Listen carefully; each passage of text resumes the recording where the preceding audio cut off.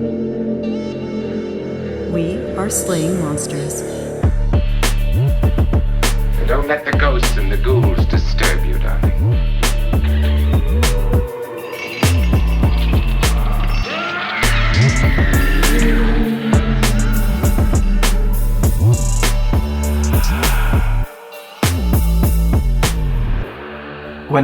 Back in the day, when I got my 5D Mark III, Canon 5D Mark III, and that was like 2013, I think. That was when that camera was like the camera that everybody got. It was so hot. So hot right now. Yeah. I mean, that was like the dawn of 1080 in a DSLR body. Mm-hmm. Like, fucking everybody had them, and that's when everybody was shooting wedding videos and shit. And like, I got that because I was shooting wedding videos and music videos and stuff. And that's actually the camera.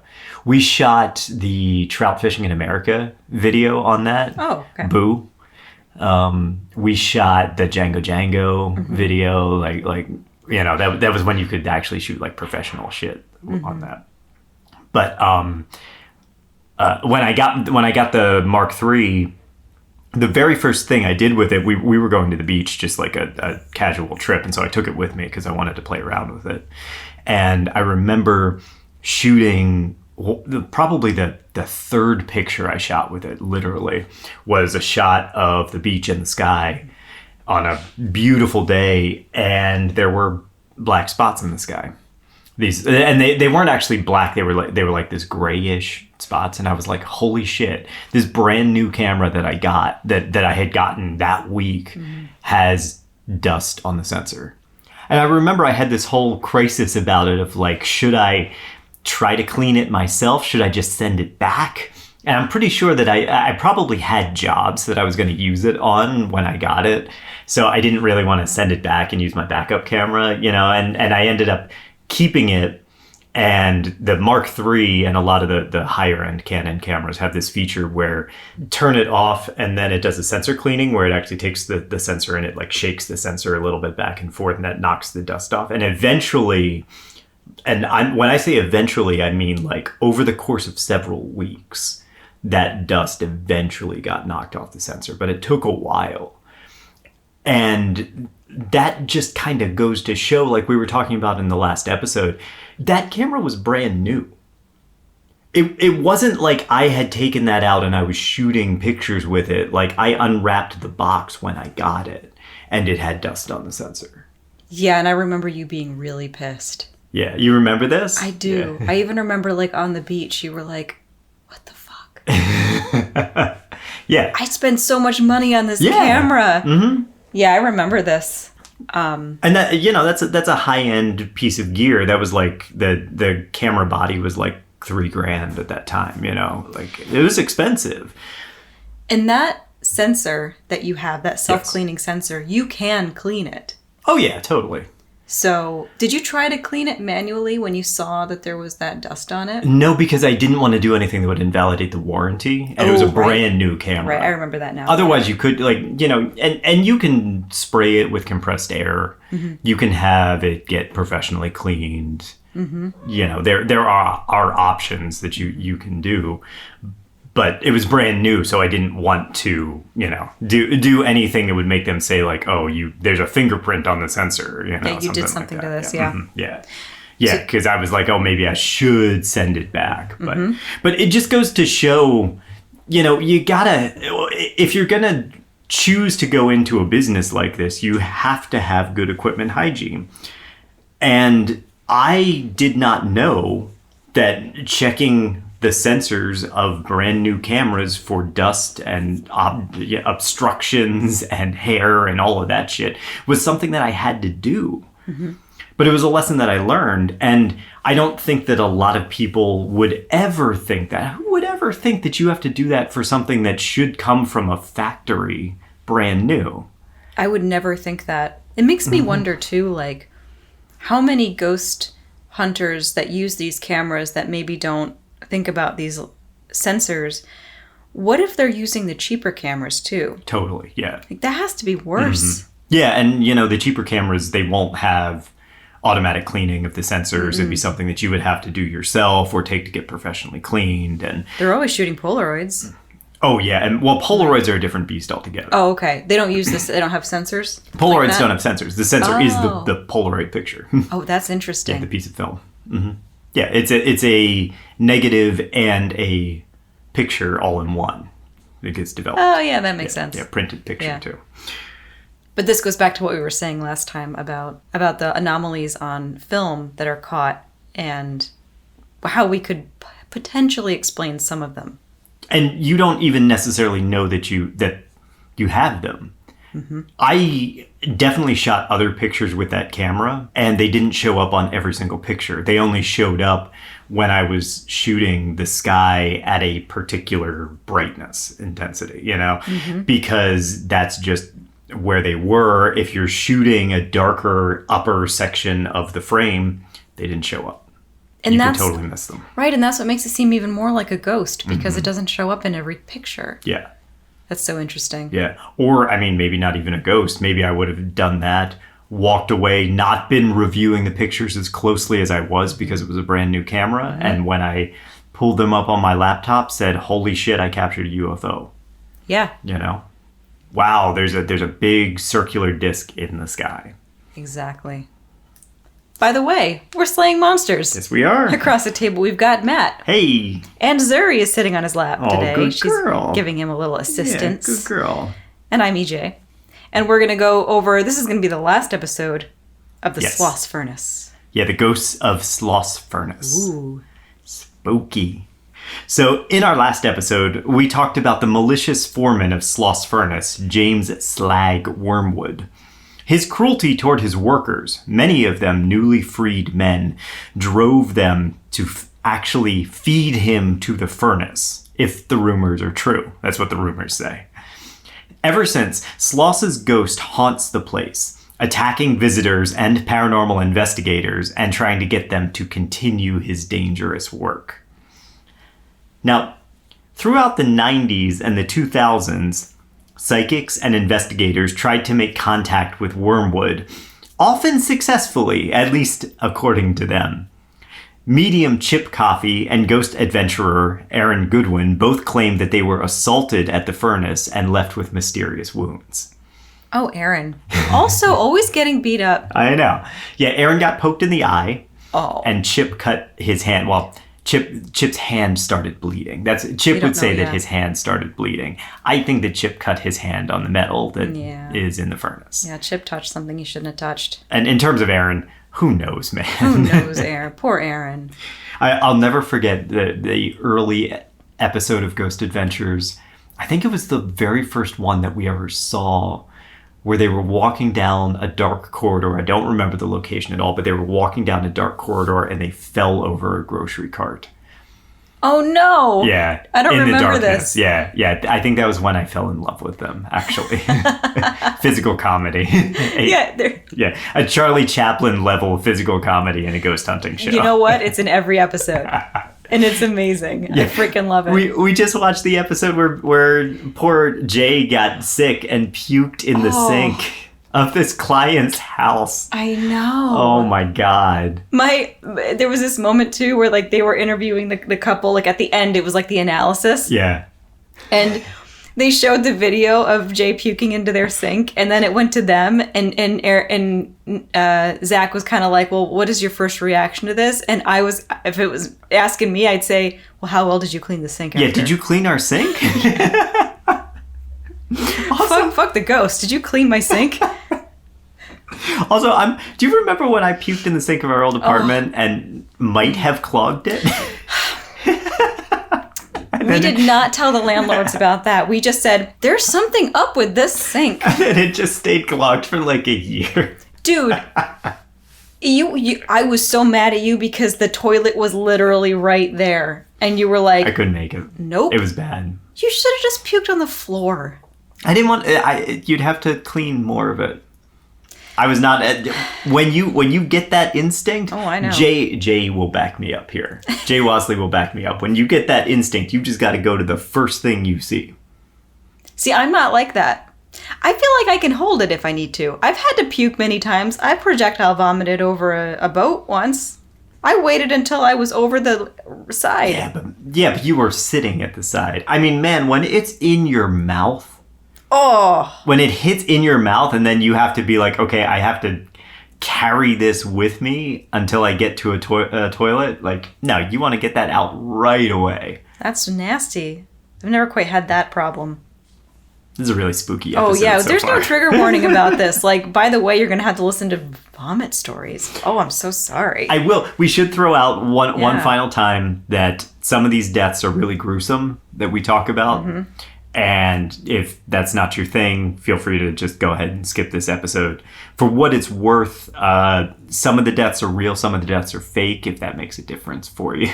Are we talking about more deaths? We will, yeah. Oh, okay. We'll rehash some of them. Okay. Yeah. Now, Taps, the ghost hunters of Ghost Hunters fame, they got in on the action at Sloss Furnaces, too. They went on an investigation there in 2010. And for that investigation, they were joined by musical artist Meatloaf for some reason. Yeah, Meatloaf. I don't know why. But he was just there. Now, Meatloaf and Taps spent a night trying to capture ghostly phenomena at the furnace. And they came away with a pile of very inconclusive experiences. Unexplained noises, shadows, and equipment malfunctions that don't really provide any concrete proof of anything. They captured some unexplained bangs, which they claimed happened on cue. Like someone asked a spirit to communicate and then they heard a bang, so obviously they think that's the spirit. But a bang alone, even one that's seemingly on command, that doesn't really prove anything. Replication is a huge factor when you're talking about scientific research and the scientific method. Mm-hmm. If you ask a ghost to communicate and you get a noise once, that's completely meaningless. I'm sorry, but it is. If you ask a ghost 20 times and you get a noise 20 times, then maybe that means something. Yeah, I'm always like, why isn't that happening more? What, the can you make the noise again? Yeah. Can you make the noise again? Like, I guess that doesn't make for good TV, but like... Yeah, because it doesn't happen. That's why. If it happened, they would put it on the show.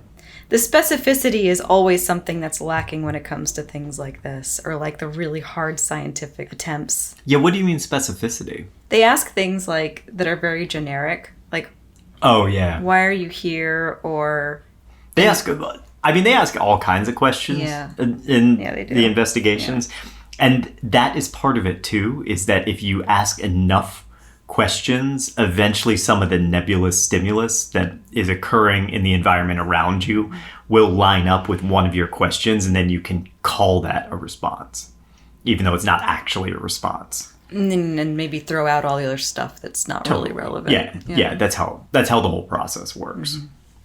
Even if you did ask, hey, if you're a spirit here, knock for me, and you did that 20 times, that still doesn't prove the existence of ghosts or spiritual communication. All it proves is that Sloss Furnace is an old, noisy place. Yeah, I think people could argue with you that that does prove something. But there's some intelligent communication happening at some level. But is it a ghost? Oh, I mean, that's you can't say thing. that, right? Like, we do not have any evidence that proves that ghosts communicate through bangs or noises, because there's no scientifically verifiable proof of ghosts communicating that way, and there's no scientifically verifiable proof of ghosts that we've encountered so far. Right. We don't have a rubric for that, or what constitutes a ghost. Exactly. Yeah. Mm-hmm. And if you ask 10 different paranormal investigators, you'll get 10 different responses as well. Maybe, yeah. As to what can make that sound. Some are going to tell you it's a demon. Some are going to tell you that it is an intelligent communication. Some are going to tell you that it is just a residual energy. Some are going to tell you it's all of them. That means that all of the sounds that Taps and Meatloaf heard in the dark were meaningless. Or to put it another way, I could claim that every summer the Earth is heated by the fiery breath of an interstellar dragon which migrates through our solar system. As proof, I could point out that every summer temperatures rise. Therefore, the migrating dragon has to be real. But it's flat out wrong. Warming temperatures are a natural phenomenon when the Earth tilts closer to the sun. What is this witchcraft you speak of? The Earth tilting toward the sun? The real explanation doesn't need a dragon. And even if it didn't have a concrete explanation, the dragon hypothesis is still not the correct one. I don't know. I like this dragon hypothesis. This might be my new thing. Oh, no. Yes, you've started. Oh, this is great. Oh, the dragon can be part of my cult. Well, is the dragon a member, or do you worship the dragon? Ooh, I think we have to worship the dragon. You worship the earth-heating dragon. Yeah, the dragon's going to come in the summertime at the equinox, and I'm going to ride it away. Okay. Yeah, every cult needs an exit strategy. Yeah, everybody's... That's a good exit strategy. Right? Mm-hmm. I ride on the dragon's head, but they grab the tail because they're just my followers. And Makes sense. They don't get to ride at the top. Makes sense. Yeah, and first of all, disprove this. Disprove that there's a dragon. That there's not... Like, tell me there's no dragon. Prove to me that there is no dragon. There is no dragon. Okay, whatever. Episode for another time. What I'm saying, all in all, is that just because Meatloaf heard a noise in the dark doesn't mean that Meatloaf heard a ghost. Even if he asked that noise to happen, it doesn't mean that he heard a ghost. Because even if ghosts are real, we have no repeatable evidence that they can communicate through noise. You can easier explain Occam's razor, easy Sloss Furnaces is an old, noisy place. Yep. Yeah, I mean, our house creaks and groans and things. It's not furnace. And paranormal investigation is plagued by confirmation bias, which is a big part of this. Mm-hmm. That's hindsight is 2020, right? Yeah. Essentially, we arrive at a conclusion because we're looking for it, not the other way around. So if you go into a supposedly haunted location and you're looking for proof of ghosts, you're going to interpret all the usual and unusual events as spirit communication, whether it was or not. This is largely what happened when we talked about the Fox sisters. They had people who were primed to come into their seances and believe that they were communicating with spirits. They were looking for that. Mm-hmm. And so it was easy to dupe those people. Yeah. Now take EVPs, or electronic voice phenomena. We talked about this a little bit at the end of our last episode. EVPs are one of the cornerstones of modern ghost hunting. It's a theory that's built on the idea that ghosts can communicate through the manipulation of technology using energy that we can't hear, but sensitive digital recorders can pick up. You want to learn about the history of EVPs? Oh, I so do. Awesome. When do you think EVPs were created? Or first proposed? We shouldn't say created. When were EVPs first proposed? Probably the 1920s. I believe that they were probably first proposed by Thomas Edison. Oh, really? Yeah. Yeah, same guy that claimed to have, but didn't actually invent the light bulb. Also, as a side note, mm-hmm. Tesla is often credited with inventing the light bulb, mm-hmm. but wire incandescent bulbs had actually been in development since at least the 1760s. Wow, really? Yeah. The first working prototype light bulb was built by a man named Humphrey Davy in 1802. Oh my God, that's crazy. Basically, almost a century before Tesla. Damn. Yeah. So it definitely wasn't Edison. It was not Edison. Even more so. The first person to actually capture an EVP might have been a man named Attila von Zasley. He was, in his own words, a gifted psychic and yoga practitioner who rose to prominence during the esotericism flap in the 1930s. I love his name. Attila von Zasley. Awesome. So he was working with a psychologist named Raymond Bayliss, and Zasley developed a primitive audio recorder. And essentially what that was a microphone connected to a tape recorder and a speaker. And they took that mic and they put it inside a megaphone. You know a megaphone. They would have them connected to record players. They were the big kind of trumpet-looking thing at the end. Mm-hmm. They put this microphone in the megaphone and they almost immediately started to hear voices coming out of their speakers. No way. Yeah, immediately. Do you think they were ghost voices? Yes. What do you think they were? They were ghost voices. Ghost voices? Yeah, definitely. No, they were not. What? So what Zasley and Bayliss heard is what audio engineers call noise floor. Oh. Yeah. No way. Yeah, that's the phrase. Do you want to try to define noise floor for our audience, or do you want me to do it? Audience. Oh God. It's just okay, I think that is just the bass white noise sound of the room that you're in. Yeah, it's the latent noise in a recording. Right. And that can include the sound of the room, ground loops, interference, electromagnetic noise, passive noise from your own equipment. Yeah. Noise floors are present in all recordings, although we try to make them so quiet that they're almost inaudible. That's the goal of any good audio engineer.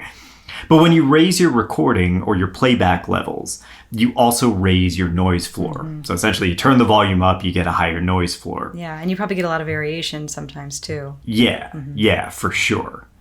You can do this right now. Jack up the volume of this podcast and you'll hear the background noise that we just can never seem to eliminate no matter how hard we try. We can't because we don't have a studio. They can probably hear the distant yeah, we have somebody mowing the lawn outside. Yeah. Noise floor, it's a fairly consistent string of sound. So why do ghost hunters and psychics and mediums claim to hear voices in it? Well, the answer comes from the way our brains are wired and how phenomenally bad humans are at pattern recognition. In the 1960s, psychologist and consummate badass Diana Deutsch discovered that she could produce a series of aural illusions, hearing illusions, by playing different tones in people's right and left ears. Most important to our series is what she called the phantom word illusion. So in this, she presented repeating words and phrases, alternating between the right and left headphone speakers. And while subjects listened to these words and phrases, they actually heard different words and phrases altogether. Bilingual speakers even heard words in different languages. We'll play one of these to give you the experience right now. Awesome.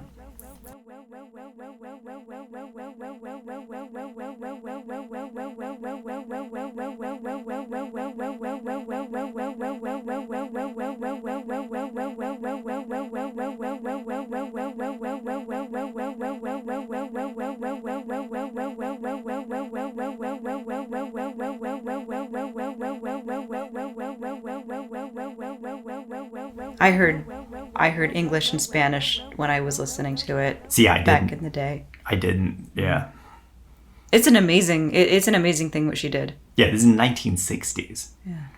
Deutsch attributes the source of these phantom words to the subject's psychological mindset and calls the experiment similar to a Rorschach test. She reports that running the experiment before a college exam yielded phantom words like "I'm tired," "no brain," and "no time." And if you play it for people on diets, the words would manifest as things like "I'm hungry," "diet," "Coke," and "feel fat." God, that's so fucking fascinating. Yeah. We will come up with our own patterns. We absolutely do. Yeah. And, we are just, as the animals that we are, we're constantly questing for patterns because it was the thing that kept us alive. Yeah, exactly. And I'm not even talking about needing to run from predators. Certainly that's one of them, If you see that there are a place where a bunch of people die, you probably don't want to go there. Or you see that a bunch of people eat a particular type of mushroom, you don't want to eat the mushroom. But it's also pattern recognition in terms of like, I see that this crop grows well here. So I should be planting this crop here. It's that stuff that's so ingrained in us because it was important for our survival. I also think that it plays into things like if you're looking in the woods back in the day and you see something that looks like a face. If you're worried about a tiger attacking you, then you're going to see tiger faces in the reeds. Yeah. And if you're sleeping at night and you hear the wind going through the trees and it sounds like a growl, you're going to probably hear that growl because you're keyed up to hearing those things. There's a whole theory when it comes to the reason that aliens look the way they do with the big lobed eyes is because we are so driven to recognize eyes, because that's like the quintessential thing that we need for our survival. That when we are in situations where you are in the dark, your immediate response is to start looking for eyes. Right. And eye placement on the head tells you everything you need to know about the thing that you're looking at. Yep. You know, like prey versus predator. Exactly. Eyes are very different places. And so, exactly. It's hugely important. An even more mundane version of the aural phenomena is the way we often misinterpret song lyrics. Such as, excuse me while I kiss this guy. Yeah, I always hear that. There's a bathroom on the right. Oh, yep. And my personal favorite, I own a single lettuce from Beyonce's All the Single Ladies. I own a single lettuce. Put your hands up. I own a single lettuce. I love that. I own way more than one single lettuce. We went to the grocery store today and I bought at least 50 lettuces. Yeah, we have a lot of lettuce in the fridge right now. Not to brag or anything, but we have a lot of lettuce. Our listeners are very jealous. I know. So, if it's a common phenomena for people to hear voices in auditory noise, then it's no wonder that we think we hear them recorded on EVPs, right? Remember, all audio recordings have a noise floor, or the baseline of audible sound. And when investigators are listening for ghost voices, they crank up the noise floor, amplifying the latent noises captured by their mics. This becomes exactly what Deutsch created, a meaningless background pattern, making it the perfect fodder for our brains to misinterpret phantom words. And then you have equipment problems, like the Panasonic DR60 that we mentioned in the last episode. That's this shitty little audio recorder that is so often touted as being the quote-unquote holy grail of EVP captures. That's what they say about it. It's a holy grail, right? Is that the thing you showed me this morning that goes for $3,000 on eBay, I think? Yeah, it was on eBay. Yeah, between $2,000 and $3,000 you can get these things. They used to sell for like $20 to $30 when they first came out. And they got discontinued, right? They got discontinued because they were so bad. Yeah. In reality, these DR60s were notoriously known, even when they were released, for having a low sampling rate, abysmal frequency response, and a terrible voice activation feature. What's a low sampling rate? The way that it works, without getting too nerdy about it, is that every second a sample is taken in of some amount. Now, this podcast is recorded at 44,100. Mm-hmm. So every second, 44,100 samples of audio are taken. The DR60, I don't know what it was, but it was very, very low, much lower than the audio that we have now. And so you were getting a much less robust, more kind of choppy sound from the recorder. Okay. So imagine... It's sort of the equivalent of having a camera with a really low megapixel count. I was just going to say that. And how you look at those pictures, it's the audio equivalent of a highly pixelated picture. Yep. Okay. Yep. And then to speak to the other point, the frequency response, that's how sensitive the mic is on either side on hearing the lowest low sounds and the highest high sounds. So the frequency responses there were very close to the center, meaning that it was ignoring a lot of the lows and ignoring a lot of the highs. It didn't have a whole lot of pickup range. Does that make sense? It makes perfect sense, and it makes me think that it's no wonder that it's picking up a lot of different vocalization sounds, because I feel like vocals are in that nice mid-range. Yeah, it's about 1,000. They tend to be. Mm-hmm. Mm-hmm. And so anything that can be interpreted as a vocalization is going to get picked up. Right. Probably easily. Yeah, you have to. That's what it's for, too. Exactly. Yeah, it was meant for note-taking. For note-taking, So you would just lay it on your desk when you were in a lecture or a meeting or something, and you could get all of the important words that came through. Right. It also had this voice activation feature, which worked by only recording when it heard a sound above a certain frequency, somewhere around the human vocal frequency, and then it would pause when that sound stopped. And so it would only record theoretically when people were speaking. But the frequency response was so shitty that it often recorded just the noise floor. And you were supposed to adjust the response depending on the environment you were in. So they had different environmental frequency response settings for like noisy environments versus quiet environments. But the recorder was so cheap that those adjustments didn't really make that much difference. Oh, it's too bad. It's kind of a neat idea. I mean, honestly, this thing existed at a weird place because it had an internal recorder. Like it recorded on a tiny little hard drive, but there was no way to get it off that hard drive because it didn't have a USB port or anything like that. So the only way you could actually hear the sounds was to play them back. Didn't even have a tape? No, you couldn't get it on. It didn't have a tape. It was between tape and true digital. Damn. Yeah. Okay. Yeah, it's a weird place. Yeah. So what ends up happening is that the DR60, you set it to record and it thinks it hears something. And then it records a bunch of noise floor and then it stops. And it does this again and again and again. Sometimes it gets a voice, sometimes it just gets noise floor.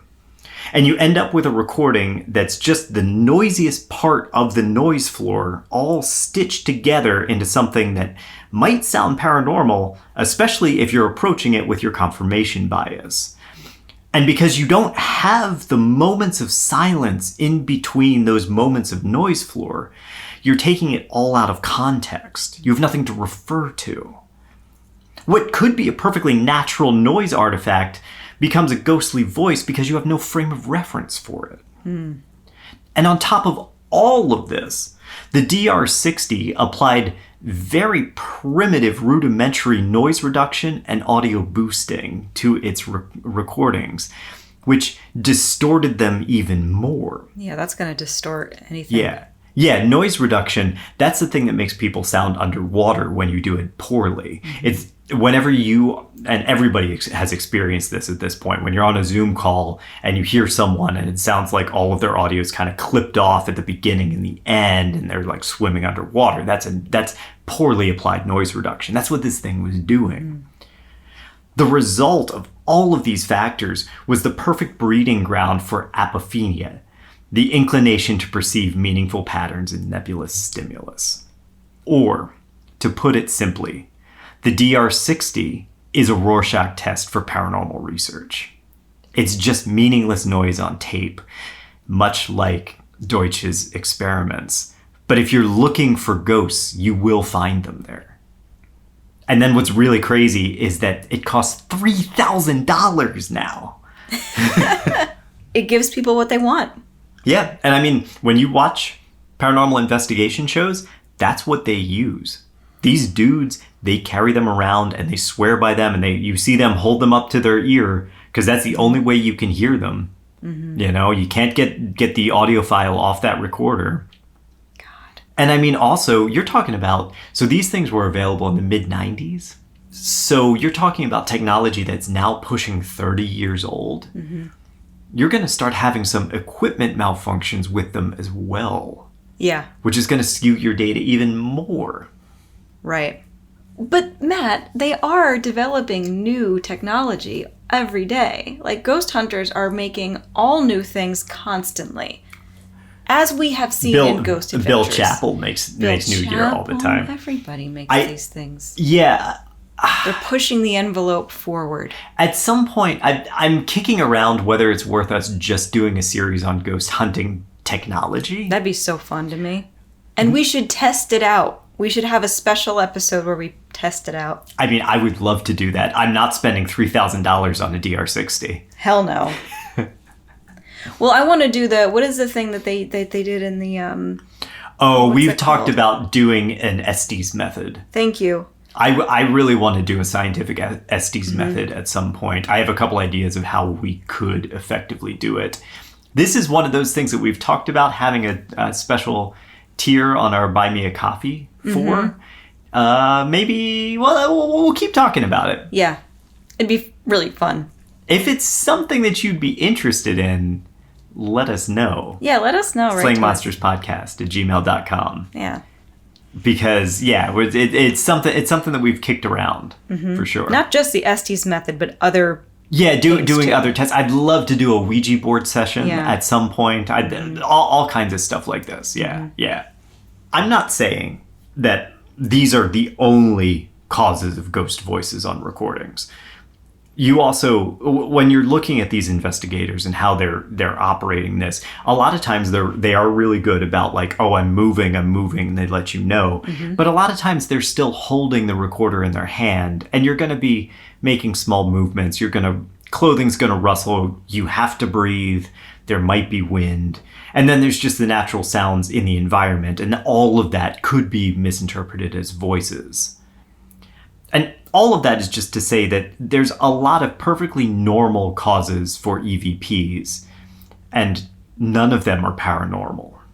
If we discount the flawed research that paranormal groups are doing at Sloss Furnaces, what about the personal experiences of the workers, right?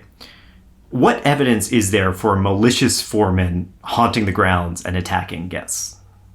What evidence is there indeed?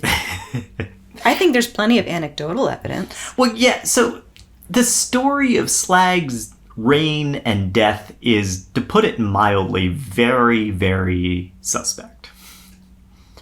Even the name, Wormwood, right? Wormwood, which is taken from the biblical star in Revelations. Like, that's already kind of evil, right? Yeah. Wormwood is also the plant used in absinthe, by the way. Despite these connections, I suspect that when the name is associated with someone who's such an asshole, it's probably been taken from C.S. Lewis's Screwtape Letters, where Wormwood is a junior demon. Oh. And I would be loath to not make the connection that it was also Calvin's teacher from Calvin and Hobbes. Oh, wow. Although I don't think it comes from that. I think it comes from Probably Screwtape not. Letters. Yeah. Now, Wormwood itself, you want to guess the origin of the name Wormwood? It sounds Anglo. Yeah. Saxon. Yeah, you're right. It's British. Bam, Yep. 100%. Got it. Yeah. I got something right. And do you know who would have been given that name? You know, because you have, like usually the names were given to a person for a reason, right? Oh, gotcha. Somebody who, I don't know, liked to play with snakes in the forest. No, it was probably given to somebody who lived near the plant. Oh, who lived near the wormwood plant. Yep. Oh. Yep. The U.S. Census shows evidence for the Wormwood name in the U.S. between 1840 and 1920, which lends some credence toward the legend of the foreman. But the name tends to be clustered more in the northern states, where we have James Wormwoods buried in cemeteries in New York, New Hampshire, Maine, and Michigan, which he wouldn't have been because he died in Alabama, right? That, of course, doesn't mean that Slag didn't exist. But a pamphlet from the 1970s might shed some more light on this guy. Back then, the 1970s, the Birmingham Historical Society put out this short book titled The Ghost in the Sloss Furnaces. And that book tells the story of Theophilus Calvin Jowers, the unfortunate victim of an accident in the furnace. Now, while the book's ghost stories are, according to reliable sources, that's what they say, according to reliable sources, the book's foreword also claims that its narrative is laced with likelihood. Author Catherine Tucker Wyndham even says, he may not really have done some of the other things related in this story, but he could have, and he likely did. Okay. We know that Jowers did exist, because his death was reported in the local newspaper. So while Wyndham's account of his life is probably mostly made up, it is based on an actual person. Now, according to the book, did you come across this guy in your research at all? Wyndham? No, Jowers. Oh, Jowers. Yeah, actually, that name sounds familiar. Yeah. So according to the book, Jowers came from Jefferson County sometime in the 1860s. He was married to Sarah Latham, the daughter of a pioneer logger in 1870. And together they built their little life, had 4 children, and lived in a modest house in Irondale, which was a community of houses established by the local ironworks. You remember how Sloss would have houses on site for his workers to live? The ironwork company there did the same thing. This community that Jowers lived in and all of the local jobs were run by a man named Boss McEwen, making him part of the Padrone system that we talked about before. And now every morning, McEwen would blow a steam whistle that he called Old Jim to signal that that was the start of their workday. Oh, man. Yeah. Old Jim. Yep. According to Wyndham's Ghost in the Sloss Furnaces, Jowers worked very jovially.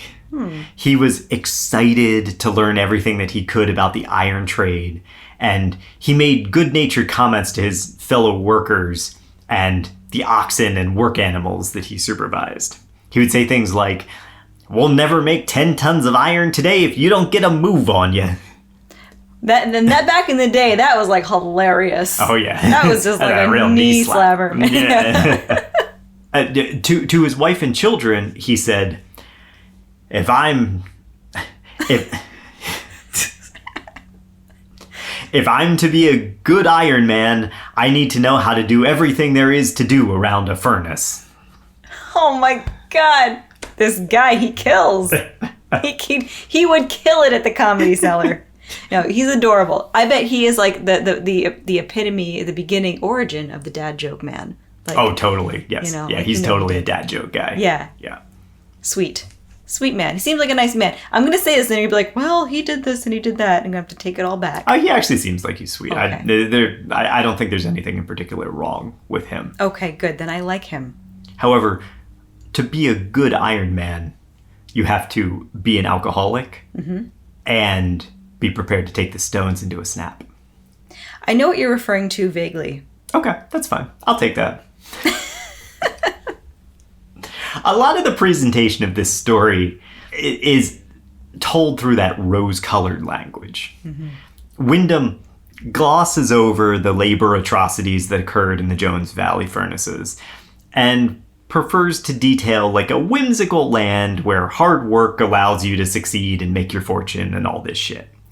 The constant threat of death and injury, the brutal conditions, the latent and blatant racism, all of these things are absent from her book. Only Sarah's feminine concern, which is played as a sign of weakness, is present. See, after the 1973 cholera epidemic, Sarah mused, "I guess cholera is no more dangerous than working at the furnace." Which might be true, but what a terrible choice. You got death by cholera or death by harsh physical labor and OSHA violations. Oh, how do I choose? When was this Wyndham book written? When? 1970s. Oh, okay. Well, it's a different time. Yeah, a little bit. Now, Wyndham places Jowers at Oxmoor during its conversion from coal to coke. That makes him one of the workers who've been part of both DeBardelibin and Sloss's joint venture in that region. In fact, Henry DeBardelibin took a liking to Jowers and promoted him to assistant foundryman at Oxmoor. The furnace owner knew Jowers' children and waved to them as he passed their house on the Oxmoor campus. Aw. Yeah. When Alice Furnace opened in 1879, DeBardelibin moved Jowers' family to Birmingham so Jowers could oversee this new complex. Given his background with coke burning and the success at Oxmoor, DeBardelibin expected Jowers to run Alice at peak efficiency. With a reputation to uphold and a family of 6 to feed and clothe, Jowers probably did his best to ensure Alice Furnaces were the most profitable venture in Birmingham. And again, the story goes that he loved the work, too. In Wyndham's narrative, Jowers even goes as far as to say, "As long as there's a furnace in Jefferson County, I'll be there." Now, Jowers must have been present in 1882 for Samuel Cunningham's suicide. You remember, that's the worker who jumped off the stack and into the molten iron. And that's a true story? That's a true story. Okay, yes. Details are scant when it comes to this time period, but Jowers was definitely employed at the facility at this time. We know that for a fact. However he felt about the suicide, the next events definitely colored the tragedy at the furnace. See, Jowers was well liked by his fellow workers, which makes the accident in 1887 that much more tragic. On September 10th, Jowers was overseeing the installation of a replacement bell or funnel at the top of the Alice furnace stack. He'd been holding onto the rope, helping to hoist it up, but as the crew was positioning it into place, Jowers lost his footing and fell, taking the bell with him. The two of them plummeted into the molten iron below. He landed on top of the bell, where his broken body was quickly burned by the intense heat. Oh, God, no! Yeah. How come such a nice guy? No! That's so fucking sad. A report in the Birmingham Daily Age says his head, bowels, and 2 hips and a few ashes were fished out. Oh, God. The rest of his body was likely incinerated. Wyndham, ever the myth maker, claims that only his heart was saved and the rest of his body fell victim to the blazing iron. But that really makes no sense because the heart would have burned, and it's pretty clearly hyperbole. Yeah. All of this occurred at Alice Furnaces, remember? Specifically at the top of Little Alice, the smaller stack. It doesn't take long, according to Wyndham, before Jowers' fellow workers at Alice start to have strange experiences. They reported a figure walking around the grounds, sometimes performing familiar tasks and sometimes just observing them as they worked. But Jowers' ghost didn't inspire fear or unease in these workers. On the contrary, his apparition became a mascot for the place, a symbol of the hardworking man who loved his work so much that he would not leave even when death took him. Now, this concept is an antithesis to the transient workforce that plagued the industry. A man so dedicated that he remained even after his own death.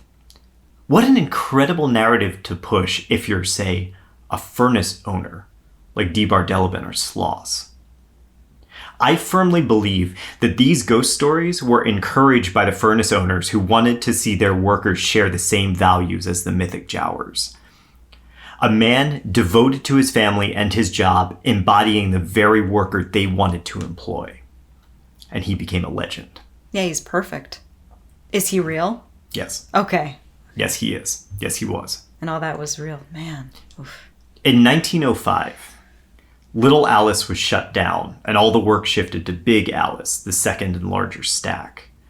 Even though Jowers' death occurred at Little Alice, his ghost didn't mind a change of scenery. And the workers saw him there, too, still continuing his work, only now at Big Alice. They reportedly could make out a figure in the sparks flying from the hot ore, familiar face of their old friend. By 1927, Alice Furnaces had seen their final days, and the site was shut down and eventually transformed into part of the highway. This left Jowers' ghost evicted, effectively, right? Some speculation was that he headed back to the Oxmoor mine, but that had been shut down not long after the furnace. So clearly, this unhoused spirit needs a new residence. Now, according to Wyndham, who's basically just writing fiction at this point, in 1927, Jowers' son and grandson went to visit Sloss Furnaces. Watching the work from the safety of the road, they spied a figure in the sparks, hovering over the molten metal. John Jowers, the father, seized his son's arm and exclaimed, "Look, look, see that man there in the sparks? See him? He's moving right over the hot metal. It's your grandfather. But what's he doing here? He didn't die in this furnace. It's him, though, plain as day. Look." You know what? Whatever makes people feel good. If that's comforting. I just imagine this grown man screaming, "Look," at his son until the boy finally just nods and is like, "Yeah, I see the man, Dad. Okay." It's real. Yep. Either way, Theophilus Calvin Jowers, dedicated iron worker, had found a new home, and Sloss Furnaces found themselves a new ghost. Well, that's a good ghost. Yeah. If there could be any ghost, Theophilus, I think it's Theophilus. It's okay. We don't have to check. I'm just saying. Yeah, it might be Theophilus. He seemed like a nice ghost. So the question that I'm sure you're asking, and you've kind of been asking me throughout this whole process, is how much of the story is true? Probably Yeah. more than you think, actually. Theophilus Calvin Jowers is listed in the Birmingham City Directory in 1884, 3 years before his death. So he was in Birmingham for sure. According to the Birmingham Daily Age, he died in 1887 by falling to his death in the furnace, and only his head, bowels, and hips and some ashes were removed. He was real. He absolutely did work at Alice. What about the ghost stories themselves? It's likely that at least some of these tales of dead workers haunting the place came about from the overworked men there. And as I mentioned, this does seem like the perfect public relations story for the furnace owners. You know, a tale about a man who loves the work so much that he wants to keep doing it even after his death.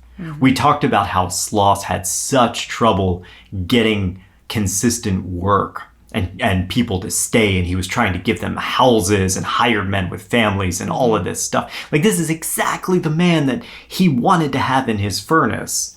Not in his furnace, but working in his furnace. And you know, safety standards are harder to apply than a good ghost story. Exactly, right. A good loyal ghost story. Yeah, for sure. All of the later reports and encounters at Sloss Furnace point back to the story of Jowers. This is something of like a ground zero of the paranormal at this site. This is the tale from which everything appears to stem. Which is confusing because he wasn't involved with Sloss at all, at least not in life. So what gives here? And are there other deaths with Sloss? Weren't there? Yes, there were. So, but he's the death that everybody talks about. He's the death that everybody talks about. So people talk about, yeah. Let's run through the actual confirmed deaths. And then let's talk about what came after. So first you have Alec King and Bob Mayfield, who died at Sloss when the scaffolding collapsed. They were cleaning the inside of the stack. Right. Then you have Samuel Cunningham. He committed suicide at Alice, not at Sloss.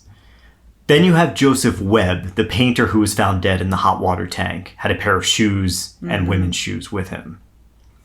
And then finally you have James Slag Wormwood, the legendary horrible boss of Sloss Furnaces and the man who was fed to the furnace by his workers. Or was he? Despite my extensive search and the research of others, no one can turn up any James Wormwood from Birmingham, Alabama in the late 1800s or otherwise. The legend of Slag Wormwood seems to be nothing more than a folk tale, a story to build Sloss Furnace into a scary haunted location. If anything, it seems like it might be a perversion of Jowers. This whole concept of somebody who worked there, worked so hard, and then fell to his death. These are the elements that it shares. But that raises important questions. So if Slag wasn't real, who concocted this story about him? Who perverted the story of Jowers to become Slag Wormwood? And why? After the furnace shut down in the 1970s, it reopened as a museum in 1983. Over the next 20 or so years, the property began hosting historical exhibits and events. They also opened the facility for rentals. Like, you could have your wedding there. Industrial weddings are one of those really popular things, you know. You could rent it out for concerts, for classes, that sort of thing. And the cost of the rental went to help preservation efforts because you essentially have a big hunk of rusting metal. Yeah. So, EJ, say you own this facility, right? Yeah. Maintaining this place isn't cheap, right? Have you ever heard of the Ohio State Reformatory? No. Oh, that's the prison from the Shawshank Redemption. Oh, Yeah. okay. Back in the 90s, it was slated for demolition because it was just falling apart. Nobody wanted it. It was just too expensive to maintain. The Mansfield Reformatory Preservation Society bought it for $1 in the 90s. Seriously, $1. Knowing the draw of their newly acquired property, the society started offering ghost tours and ghost hunts for a fee, right?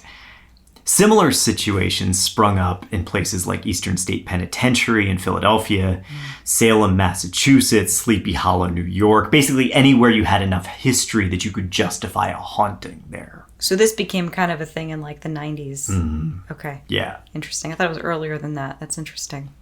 Well, it's funny. We talked in the Sarah Winchester series about how I think the genesis of this probably came from the Haunted Mansion, Disney's Haunted Mansion, where you could actually go and walk through this haunted attraction, the original haunted attraction. And that would be the 1970s. Okay. So this is starting to crop up in like the 80s. It's taking Halloween and making it a commodity. Yeah. Cool. And the soil for paranormal investigation in the late 80s and early 90s was sown by a movie called Ghostbusters. And the sequel, of course, Ghostbusters 2 in 1989. So by the late 1990s, you had a whole generation that grew up singing I Ain't Afraid of No Ghosts, and they really wanted to like get out there and actually prove it. Yeah, man. But Ghostbusters was a movie, not real life. And their methods for trapping ghosts in little boxes and storing them in the middle of New York City was also pretty clearly impractical because all those motherfucking ghosts escaped. So soon, real ghost hunters began using their own versions of proton packs and ghost traps, like EVP recorders, night vision cameras, electromagnetic meters. You got all sciencey. Up until this point, we've been doing seances. Yes, exactly. Yeah. In 1997, a new kind of attraction opened at Sloss Furnaces, dubbed the Fright Furnace. It was a haunted attraction that took visitors on a terrifying tour through the facility. And all along the path, costumed monsters would like leap out at you, and booby traps and special effects just like assaulted your senses. It sounds so cool. Oh yeah, I'm sure it was awesome. Yeah. It's the kind of place that you want to go. You just get that good old fashioned fear around Halloween. Mm-hmm. And at the center of it all was a singular entity, a monarch of evil, James Slag Wormwood. Now, according to the Fright Furnace's own website, after Slag's death at the hands of his workers, he continued to haunt the facility, growing more and more enraged by his mistreatment. Even after the furnace shut down, he still attempted to draw people in and continue his work and feed his sadistic tendencies. And now, of course, the attendants of the Fright Furnace were next on his roster. If you obeyed him, you might survive your trip there. But if you tried to flee or fight back, he would attack you and hold you at Sloss Furnace forever, now part of his nightmare crew of the dead. Now, this was the narrative that the people spun? You Okay. bet. Yeah, cool. you bet. Mm-hmm. Cool. This entire program was the brainchild of Robbie Yarborough Jr. On an interview with the local radio station 102.5 The Bull, he explained how he came up with the idea of hosting a haunted attraction. He went to a concert at Sloss Furnace, and some of the workers there mentioned hearing strange noises coming from the boilers, and this idea got stuck in his mind. We could have a haunt there. Mm-hmm. Yarborough, in his interview, was careful not to discuss the origins of Slag Wormwood or that whole story, but it's pretty clear that they started with him. There doesn't seem to be any evidence of anyone by that name, real or urban legend, before the mid-90s when the Fright Furnace opened. Although Yarborough claims that this legend inspired him, I firmly believe it's the other way around. Well, there's no evidence of the guy. Right. Yeah. I believe that Yarborough took the well-known story of Calvin Jowers and repurposed it to be something more maniacal that served as the perfect backdrop for his Fright Furnace. Yeah. Hey, you gotta make some money, man. Hey, you know what? Yeah, it seemed like it was a really cool place. Yeah. It ran for 23 years. Oh, wow. Every October. Yep. Slag and his workers haunted those gangways and tunnels. The attraction became one of the most popular haunts in not only Alabama, but the entire country. They saw, you want to guess how many tourists at Fright Furnace? Like an all told? Yeah. I don't know, like 1 million? Yeah, over 1 million. Really? Over 1 million tourists. Boasted a yearly budget of $500,000 to fund their actors' costumes and sets. Wow. And they made a ton of money for the furnace. In 2020, the second wave of COVID kept the attraction shuttered throughout October. And the shutdown continued the following year. You know, COVID still kind of a factor. Mm-hmm. And then that same year, 2021, the board of directors of Sloss Furnace reviewed the haunt and rethought its contextual associations. This was, of course, a time when the country was taking a microscope to similar things. We had Eastern State Penitentiary here in Philadelphia that revamped its prison haunt to a more kind of family-friendly Halloween nights and tried to shift focus away from incarceration and evil prisoners. Yeah, it really did. This opens a broad question regarding these abandoned places and ghost tours that retell stories from their past. Locations like mental asylums, prisons, jails, plantations, they often hold more than just urban legends about these spirits. These were real places where real people lived, worked, and died, frequently under very harsh conditions and at the hands of abusive overseers. It raises the real questions of the role of true history in dark tourism. It makes me think of Salem, Massachusetts, the witch trials. We were there in October, a couple of years ago now, and you have all these stores on the streets, right? And they're selling witch hats, wands, and memorabilia. And I remember that at the Witch Museum, you have this like life-sized witch standing there with her cauldron and the whole... Huge, yeah. Yeah, the whole thing. Those poor girls who were executed there were not like Elphaba or Willow Rosenberg or Professor McGonagall or whoever, right? They were real victims of persecution, of religious intolerance, and the whims of influential men who sought power and control. Yeah, I mean, you can certainly take that. You can look at it like that. I think that another way of looking at it, and it's a bit more of a generous view, but then I'm of two minds of it, Yeah. But I think that you can also look at it and say, well, these men in power hated the idea of anybody who was subversive or different or in the way or loud. Giles Corey is an example of that. Sure, yeah. A difficult man that they wanted to get out of the way. In a way, when you have witchy stores and promote broomsticks and funny hats, it's a way of saying, look, you didn't win. That's actually kind of an awesome way to look at it.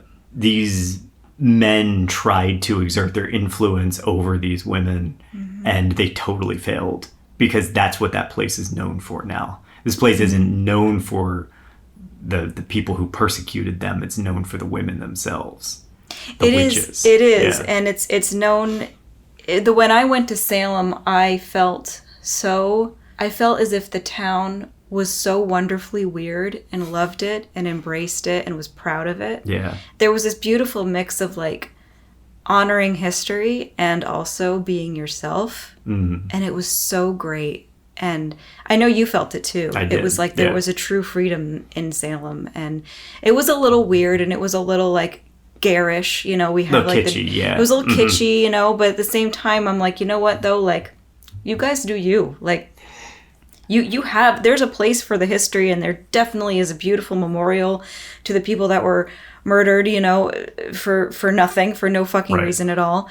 And then you have a celebration of weirdness in life and self-expression and uniqueness, and I think that's what I love about Salem, and I want to go back so bad. And I do love that it preserves the history. It does. It preserves the history, and we tell the stories, and we get the opportunity to sit down with it and analyze it and talk about like what drove these stories and these court cases to the point where they did, where they got this malicious and this catastrophic for this town. Yeah, and they ruined people's lives for nothing. Yes. For no reason. No reason at all. I have an ancestor who was accused of witchcraft. Yes, you do. Yeah. Yeah, and they didn't like her because she was hot. she was rich and hot, and they were like, and they were jealous of her. Yes. She lived, but her life was completely derailed. Right. And she was a lucky one. Sloss Furnaces board of directors ultimately decided that the Fright Furnace haunt wasn't aligned with their mission or image, and ultimately shut the attraction down in 2022. With the final shuttering of the haunt's doors, Slag Wormwood's reign of terror ended forever. Perhaps appropriately, The word slag is used to refer to a byproduct of the smelting process. You can't make pig ore without creating slag, and for better or for worse, you can't talk about the history of Sloss Furnaces without also talking about the made-up legend of Slag Wormwood. While the man may be fiction, he's a representation of the dark underbelly of the coal industry. Born from the post-Civil War Industrial Revolution, furnaces ran on back-breaking and perilous human labor. Hotbeds of racial tension, in the southern furnaces, segregation was used to drive workers' pay down and keep the profits high, relying on human capital instead of industrial advances. This mindset, treating people as mechanical puppets, locked the American South into a cycle of poverty, leaving them to play a cyclical game of catch-up. Now today, Sloss Furnaces stands as a monument to the successes and failures of an industry. The ghosts that haunt the boilers and stacks aren't angry labor bosses. They are the spirits of industrialization, the hopeful dream of a thriving magic city that rose and fell in the blink of an eye. The ghosts in Sloss Furnaces are the ghosts of America's past, ones which we should honor. Not with fabricated ghost tales and lies, but with the true story of their hard work, dedication, sacrifice, and legacy. And I think that the story of the ghosts allows us to do that. So you like the stories of the ghosts? I do. Yeah. I mean, kind of like what you said about Salem, I think people look at it in the wrong light. Mm-hmm. And I think that we don't have the right conversations about it. Yeah. But to use it as a way, a lens to look at the past, to examine this industry, to say, wow, look at the labor practices that were founded here that maybe were not that great. We're talking about the Padron system, where your employer gets separated from the foreman, who is then driven to abuse the workers. Mm-hmm. We're talking about Sloss, who withheld pay from his workers until they did their jobs to his liking and long enough. Like these sorts of things we should be talking about. Yeah. And the ghosts are the inroad to do so. Yeah, absolutely. And it's fun. It's totally fun. Ghosts are fun. Yeah. I want them to be real so bad. Well, take a trip down to Alabama. I know. We can't go to the ghost haunt anymore, though. I know, it's a shame. It looked pretty cool. In my research of all the little ghost stories, there was an amazing news advertisement, I guess. It looked like a commercial. Yeah, like a local TV commercial. Yeah, from like 2009, all these ghost hunters were going to come and like converge upon the furnace, and it was so amazing. And I showed it to Matt, and it was fun because it was like old school editing. Oh yeah, you had all the spinning graphics and stuff like that. Yeah, it was very exciting. So it was very like, and that was 2009. When was the haunt closed down? Oh no, it was way later than 2021. So the last year that the haunt happened was 2019, and then it officially closed in 2022. Okay, I guess you have to kind of get with the program or get shut down with these historical things. Like I feel like Eastern State was like, we have to get our act together and be responsible and honorable, or this isn't going to work. There was no other choice. Yeah, and I think it's important, like, and I think that we can talk about the history and be scared at the same time and have fun doing it. I think that it's an incredible inroad. I mean, hey, like that's kind of what this entire podcast is, man. Yeah. Like, how can we talk about history and culture and all of those things while doing it through monsters and ghosts and aliens and all that good shit? You know? Everything comes from the tapestry of our cultural experience. So absolutely, and it's fun. And I just fucking love it. Yeah, I love it too. I was always I worked at a haunt in Pennsylvania, in the like rural Pennsylvania, and I loved it. I was only there for a year, and I just adored it so much. It was so much fun.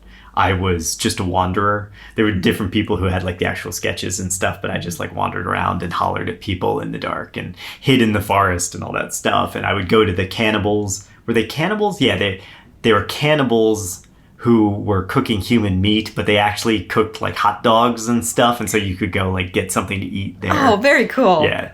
You had the best gig. Oh, I really did, because I could go anywhere. Yeah, you just wandered around and improv the whole time. That's fun. I did that. I hung out with the Freddy Kruegers. Nice. Because there was a Freddy Krueger like event, but in order for Freddy to like appear in different places, they had two people playing Freddy Krueger, and they were both women because they were like the right build for Freddy Krueger, and they liked to flirt with me.